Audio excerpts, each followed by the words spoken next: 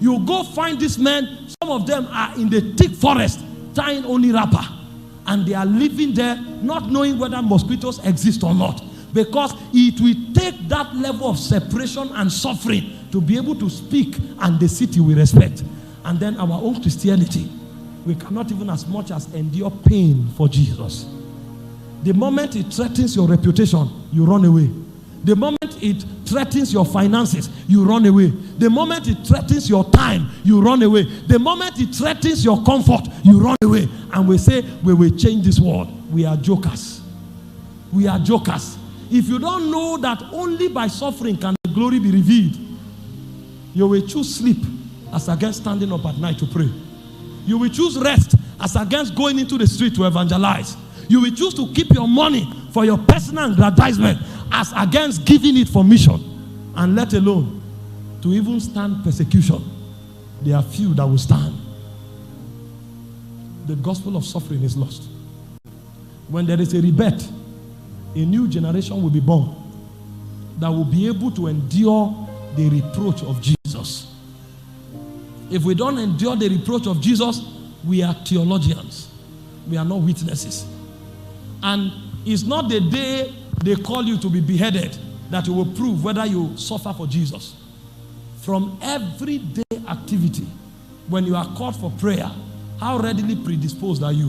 When you are called for evangelism, how readily predisposed are you?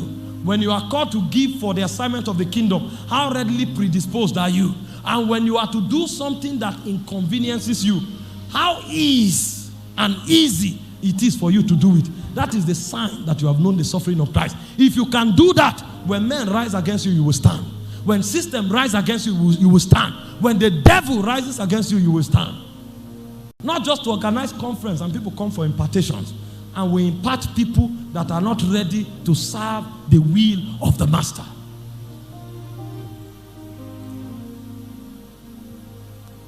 This is the foundation of true Christianity.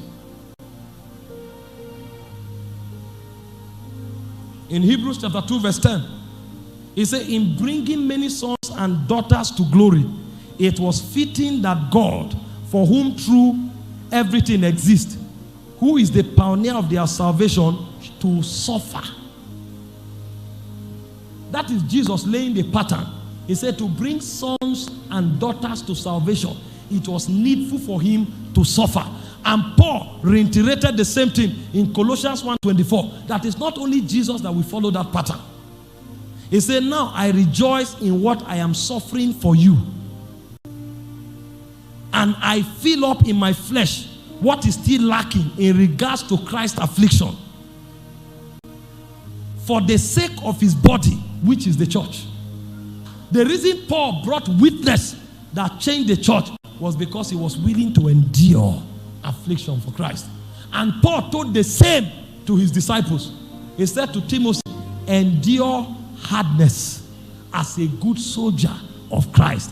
Endure hardness.